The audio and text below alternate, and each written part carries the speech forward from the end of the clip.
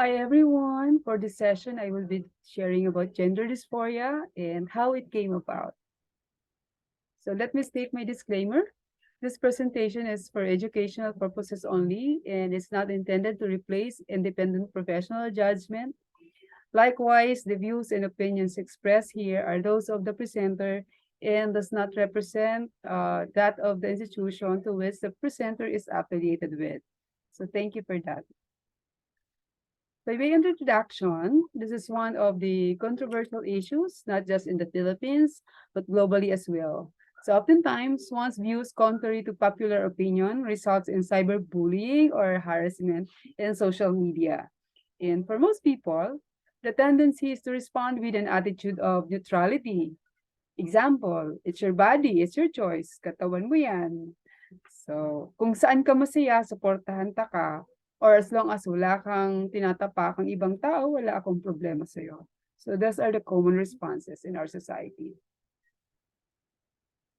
So this is Gordon Peterson. He was a former faculty from Toronto University and is a clinical psychologist and philosopher. He's a known author and instantly became famous in YouTube because of her position opposing the legislation on the use of pronouns for LGBTQ plus in his country. Okay. So reason for that, you will find out when you watch this video. Okay. Wait for a while.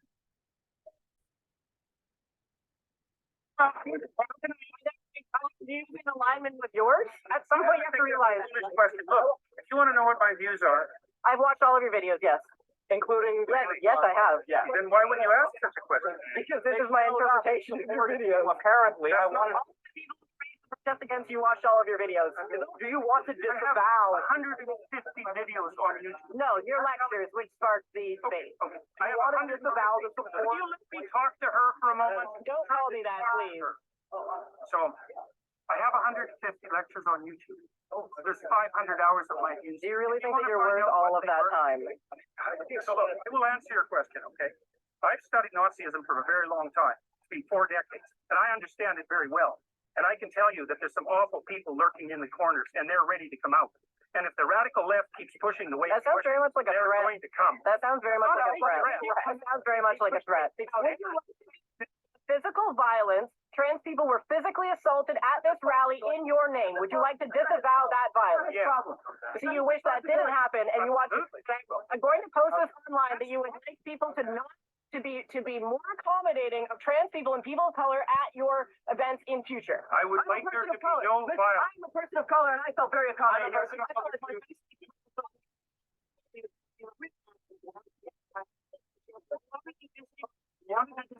And this has been disavowed. I am not an advocate of violence. I'm speaking out the way I'm speaking out because I think this is a route to no violence.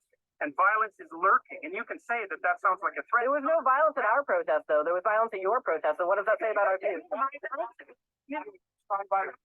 Continually afraid of question isn't very helpful. You have no idea about your enemy.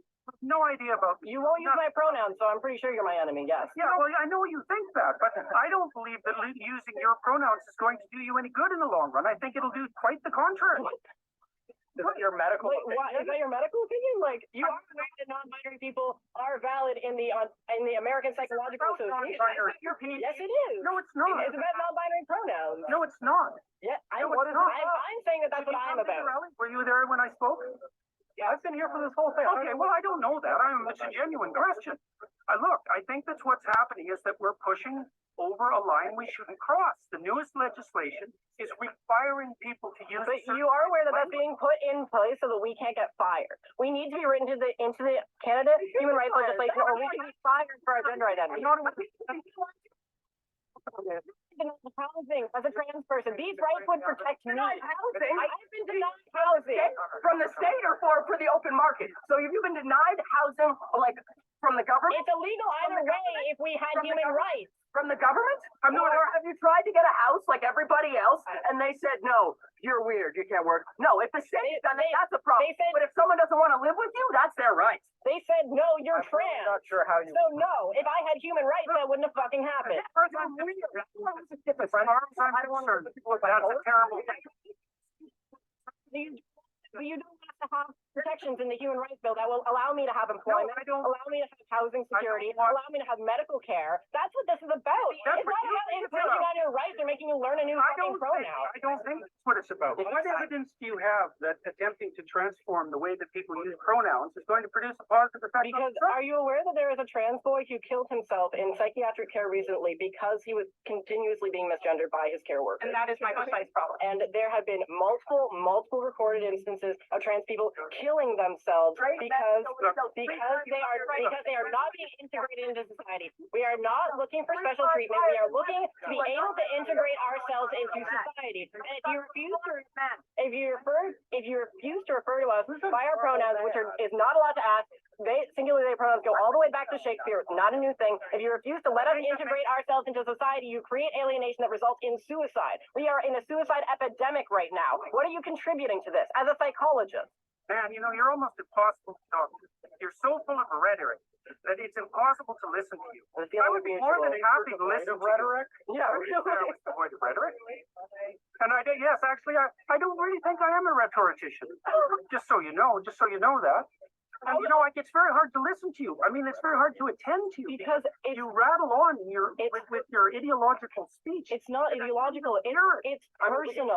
That's what It's not personal. You haven't said a personal thing. I'm talking about something that affects my community. It's just that when you say something, even if you didn't mean it, it attracts people like you're not. Even if that's not what you meant, like they still have you and you're very in the idea of like more asking. They still have to get that to continue to spread their ideology and to make those statements. So that's why the Nazis got here. I just wanted to make sure that you knew that's why that was. I'm perfectly aware of it. I have a calm, rational question. Okay. I won't get emotional with you. Who is this legislation harming? Who is Harming anybody who wants to use their own words. in what capacity? Be specific. Look, it's important that people are able to use their own words Okay. because that's how we think. And if So- the government starts legislating how we think, So if I wanted to call you she, You couldn't let me- I'm playing off of what you're saying. If I wanted to call you she and her and miss, because that's my freedom of speech, and if everyone just wanted to do that all the time, and that was the only thing, I think that you don't care because you've never had to face that. And it's a common trend among people who have never had to face like transgender related discrimination that you think it's not a big deal because you don't have to deal with it. I didn't think it was a big deal. I said there are people who told me that. It does prevent us from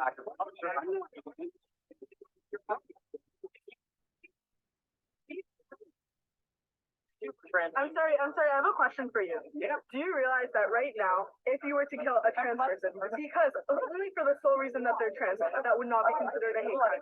Sure, they could be convicted of murder, but not of a hate crime. And that's what I don't see what that's this what makes in the States, they can even translate almost all in the United States and get off by claiming temporary insanity because they were freaked out by the transfer. Claiming for the moment that people who don't fit into standard and traditional sexual categories or sexual identity categories don't face all sorts of trouble.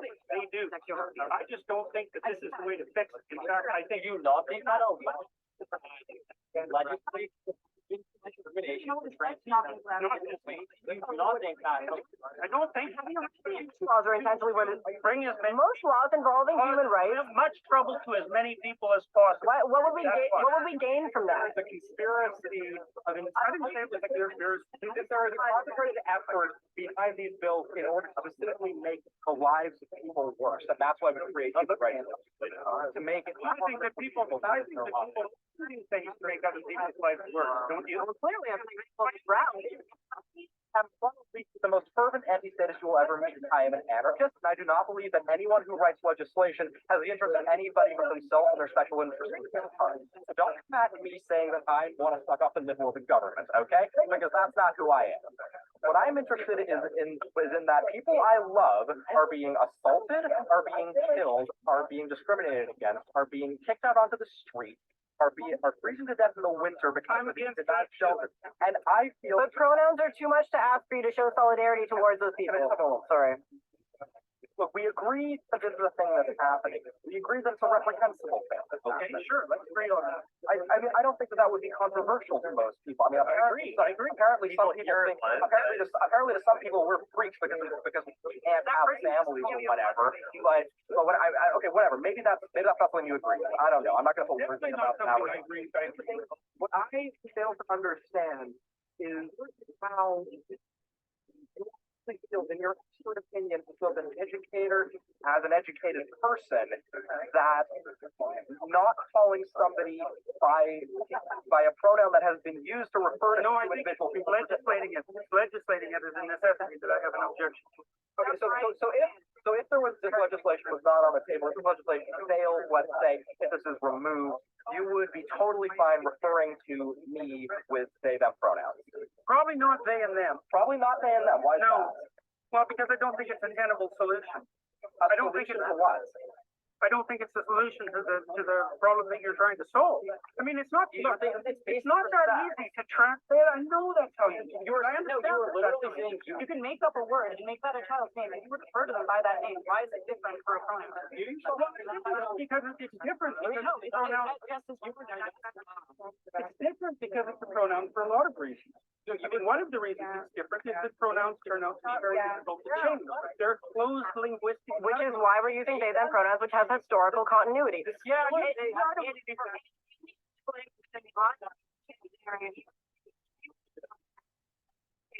Okay. Yeah. You were asked, would you refer to me using they them pronouns? You said, no, I wouldn't. When asked why, you said, because I don't think it's the solution. When I brought up then it was basic respect and so on, what you said was, oh, I wouldn't do it if I was like coerced or whatever you said. Somebody literally just asked, would you do this for me? And you said, no, I would not show you that respect. I would not extend that amount of dignity to you. That's not what I Yeah, said. you said nobody asked anything about if I came like with a club and asked you to like use certain pronouns to refer to me. What makes But you I think asked, would you refer to me if it wasn't for this law? Then I asked you to refer to me with they them pronouns, which you, and your answer was no. Not if I was compelled to. But we're saying if you weren't, said no, and then when I started asking you about, you said it wasn't a solution. When you were asked, what is it not a solution to? You said something vague. We said it's about basic respect, and then you said not if I was compelled to. So no, when you were just asked, as a matter of respect, in fact, would you refer to a trans person who asked you to use a they them pronoun, a pronoun which has a several Not if I was hundred-year compelled to. historical? That's not what we're talking about. Because We we're saying if it wasn't legislation. Never mind, too many of you. No. There you go. I hope that video give us the picture on how tough, how confusing, and how frustrating for some this issue can really be, especially for those who are just waiting for answer or maybe watching and listening to some controversial to the controversy, you know. So, but whatever reason behind our choices or attitudes towards the issue, it is always helpful to verify and check factual information available for decades, but it's not known or circulated to the general public, such as in schools, in churches, and even in social media. So I really do hope that you will benefit from our discussion on the subject, especially for those who are, you have more questions than answers about this issue, right? Let me start by sharing with you the chronology of events that started prior to DSM. DSM is the Diagnostic Statistical Manual, which is being used by the psychiatry, psychologists, mga behavioral scientists as a basis for diagnosing mental illnesses or personality disorders. So it's a long list. It's a thick book. Doon po nakalagay lahat ng mga mental disorder and personality disorders. Okay. So in 1918, Statistical Manual for the Use of Institution of the Insane, 10th edition, sa version po ng 1918, the Statistical Manual was ambiguous on the topic of homosexuality. It included a condition called constitutional psychopathic inferiority without psychosis. That was described as a large group of pathological personalities, including sexual perversion. Okay, so in its 1935 edition on standard classified nomenclature of disease, homosexuality was classified as a pathological sexuality under the category of psychopathic personality. Okay, so yun po yung category ng homosexual sexual perversion. Comes yung 1952 sa first version ng DSM, the homosexual was considered a sociopath. So what is sociopath? Sociopathy is another term for antisocial personality disorder. It's a mental health condition where somebody persistently has difficulty engaging appropriately with social norms, says Dr. Coulter. Some of the key traits of a sociopath include not paying any respect to the social norms, laws, or mores of the community around them, constantly breaking the law or disregarding social boundaries. What are the traits of a sociopath? Okay, here are some of the potential signs and traits of a person with antisocial personality disorder. First, a lack of empathy for others, little to no genuine remorse, the manipulation of other people, lying and deceit, a sense of superiority over others, little to no regard for right or wrong, the belief that rules do not apply to them, getting into legal trouble or a little regard for the law, a lack of responsibility or engaging in irresponsible behaviors, aggression or hostility, the exploitation of other people, and substance abuse. So those are the traits of sociopath personality. Then next version of DSM was published in 1968. During this time, homosexuality was classified as a personality disorder. So between comparing personality disorder with sociopath, yung personality disorder po is a reduced category, no? So medyo hindi na siya ganon kalala compared with sociopath. Okay, so from sociopathy has been reduced to personality disorder na lang. Personality disorders tend to appear in adolescence or early adulthood, continue over many years, and can cause a great deal of distress. They can potentially cause enormous conflict with other people, impacting relationships, social institution, and life's goal. Okay. Life goals. People with personality disorders often don't recognize that they have problems and are often confusing and frustrating to people around them, including clinicians. Okay. Certain symptoms of personality disorders can fall into two categories. First, yung self-identity and interpersonal functioning. For self-identity problems includes unstable self-image, inconsistencies in values, goals, and appearance. And for interpersonal problems, it includes being insensitive to others, difficulty in knowing boundaries between themselves and others, inconsistent, detached, over-emotional, abusive, or irresponsible styles of relating. Okay. Then in 1974, APA, or American Psychiatric Association, voted that homosexuality is a normal sexual variation. There were 5,854 who voted for normal sexual variation, while 3,810 opposing the normal sexual variation. So sila po yung nagsasabing hindi po sila bumoto. Reason for that, kasi number one, as a scientific community like APA, the process, the manner of determining psychological problems and behavior is supposed to be scientific and not through votation. So yun po yung ino-oppose nila. Kasi dahil nga scientific ang APA, dapat hindi daanin sa botohan para lang i-determine kung normal o hindi normal ang isang behavior like homosexuality. So that's one of the argument. Second, there was no proof or evidence or scientific evidence as well or any study that would prove that it's a normal sexual variation. So yun po, in short, yung botohan mismo, yung manner of determining whether it's normal or not is against the practice, it's against the scientific practice. So kaya po nagkaroon dito ng argument at nagkaroon dito ng split yung grupo, no? So, some of 3,810 umalis po sila sa APA. And again, this is the constant harassment. This is the result of the constant harassment of gay rights activists on the streets and during APA conferences, as well as the influence of LGBT members within the APA community, which resulted in this groundbreaking accomplishment of the gay rights activists to remove the term homosexuality in the revised DSM. So ito po yung bunga ng matagal ng mga activism and harassment coming from the LGBT group.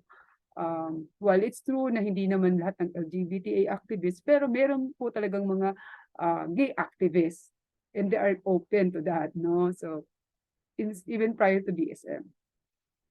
Then in 1981, so third edition ng DSM, homosexuality is recognized as either egosyntonic or well-adjusted, or dystonic or unhealthy.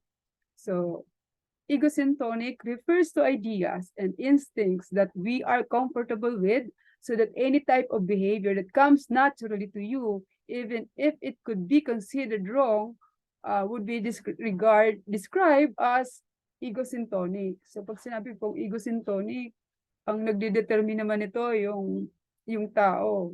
Siya po yung nagsasabi sa sarili niya kung okay o hindi okay yung kanyang ginagawa, regardless kung ano yung sinasabi ng mga tao surrounding him, okay, or ng society. One good example of this is the behavior of a man who is a serial philanderer. Could be described as egosyntonic, even though most people would consider the type of behavior as morally repugnant. To him, it is acceptable and normal. Therefore, he suffers no internal conflict or guilt or kaya remorse as a result of his action. So yun po yung description ng egosyntonic. Ito po yung mga katagang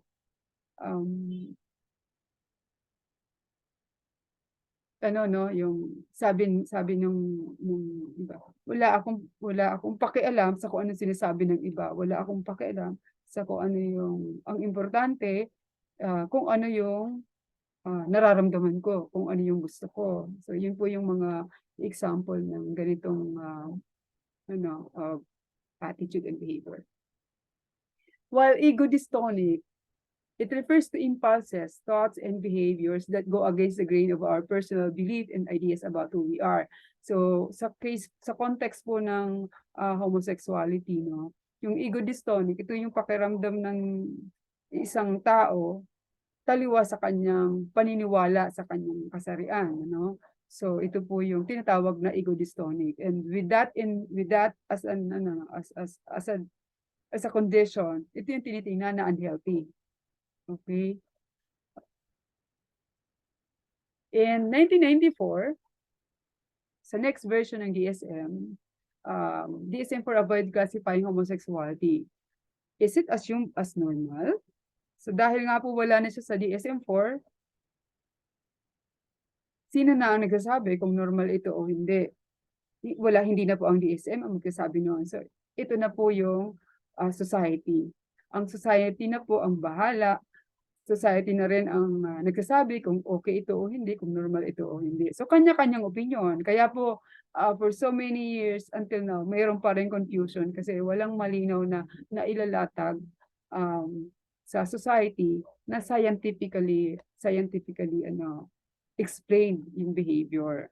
And then, in 2008, the American Psychiatric Association, they emphasized the biological argument, which now is supporting the client's right to self-determination. So in 2008, hindi na po sinususugan ng APA yung biological argument, kung genetic nga ba ito o hindi. Okay, ang sinususugan na po ng APA, yung karapatan ng isang tao na siya na ang mag-determine kung ano ang kanyang kasarian, ano ang kanyang sexualidad. So dahil dito po sa salitang karapatan, no, lahat po ngayon rights ang pinaglalaban. Kaya po noong 2013 sa DSM-5, meron na pong bagong pananaw when it comes to gender dysphoria, which is now called as gender dysphoria or genderless. Ibig sabihin, pinanganak yung tao na genderless, bahala na yung tao mag-declare kung sino siya. Kaya po may mga parents na hindi na ngayon, hindi na nila sinasabi sa anak nila kung babae sila, kung babae ang anak o lalaki ang anak. Bahala na yung anak pag lumaki kung anong pipiliin niya. So yun po yung naging consequence nitong gender dysphoria. Okay? So, dumami na rin po yung mga pronouns, dumami na po yung mga kategorya. So, we have the lesbian, we have the gay, we have the bisexual, we have the transsexual, we have the queer, and so on. So, dumami na po to. All right. So, what is gender anyway? Gender either of the two sexes, like male and female, especially when considered with reference to social and cultural differences, rather than biological ones. The term is also used more broadly to denote a range of identities that do not correspond to established norms of male and female orientations. Okay, so again, gender refers to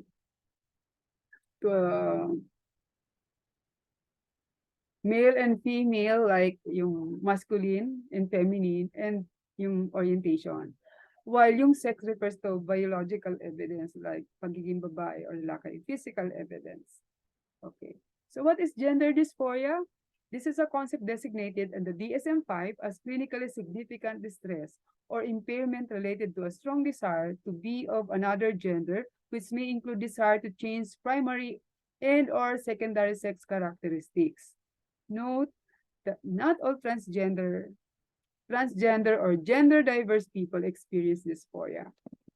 Okay, so hindi naman po lahat ng tinatawag na transgender, meron silang discomfort or distress sa kanilang sa kanilang kasarian. So meron talagang from the beginning, yun na yung kanilang pinili at nagkaroon na agad sila ng surgery, kaya nga trans, no? Sex change. All right, so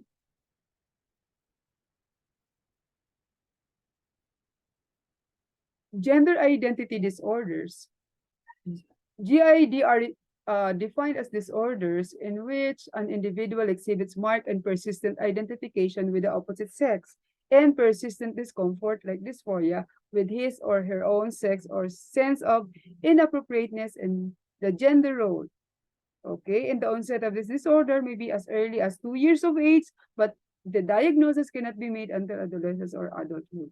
So yung gender identity disorder po, again, there is a marked persistent identification with the opposite sex, persistent discomfort or dysphoria, tapos yung inappropriateness and the gender role. So, gender dysphoria and gender identity ay halos parehas po yung ng description niya. Ang kaibahan lang, gender identity can start as early as 2 years old during formative years, especially kapag hindi sinasabi pag hindi sinasabi ng parents kung babae o lalaki yung anak, maaari po yun na magkaroon ng dysphoria. Okay. And then through adolescence, no, doon na po nadadiagnose yung gender dysphoria. So ang gender identity, earlier age, like 2 years old, during formative years, gender dysphoria, nadadiagnose po siya during adolescence na. And yung GID po is foundational to gender dysphoria. Transsexualism.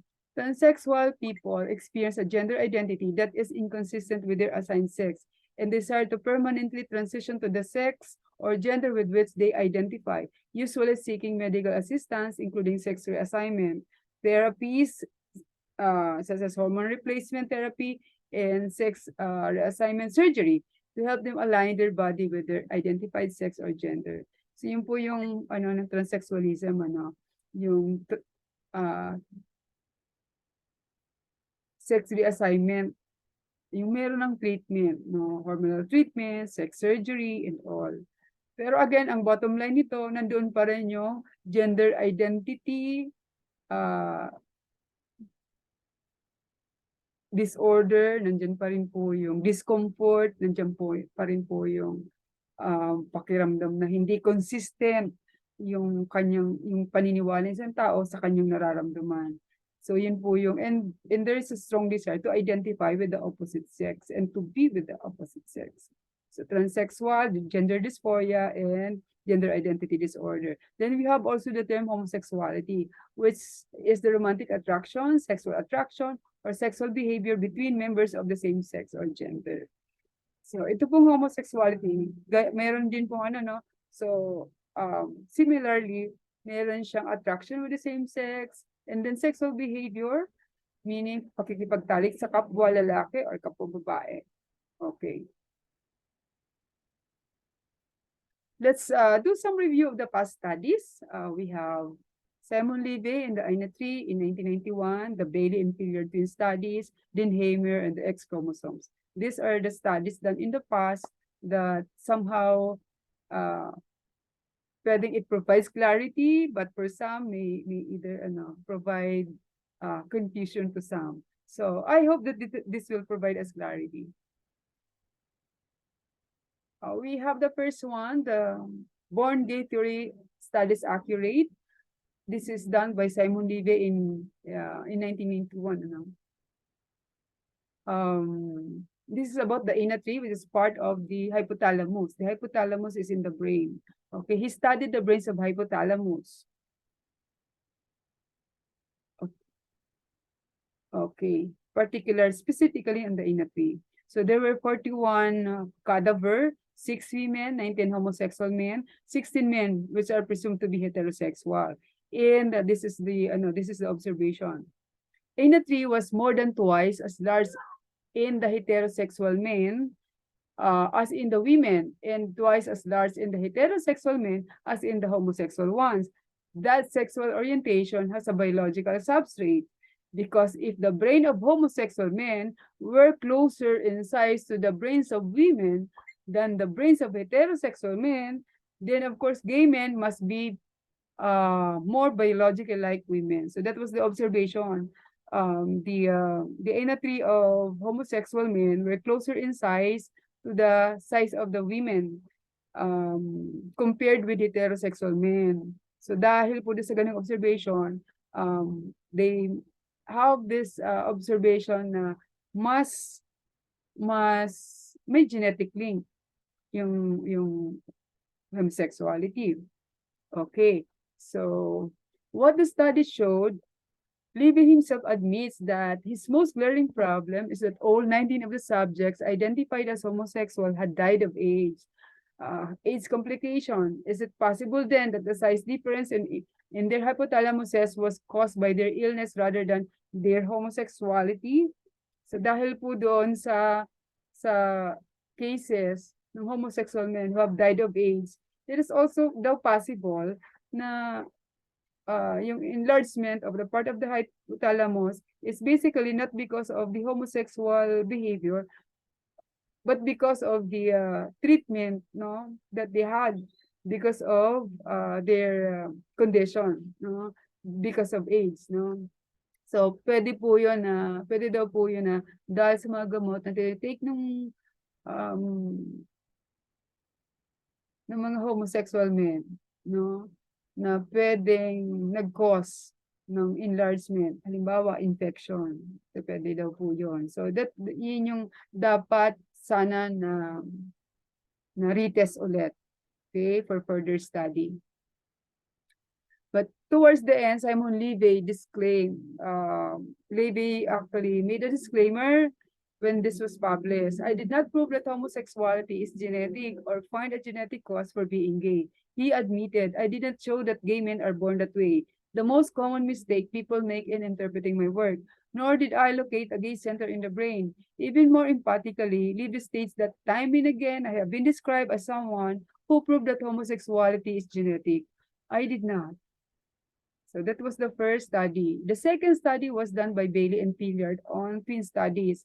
It is about the born gay theory. This researcher was conducted using pairs of brothers, identical twins, non-identical twins, biological brothers, and adoptive brothers, which result would show that 52% of the time, both identical twins were homosexual. 22% of the time, both non-identical or fraternal twins were homosexual. 9.2% of the time, both non-twin brothers were homosexual. And then 10.5% of the time, both adoptive brothers were homosexual. So significant to this study was 10.5% and 9.2%.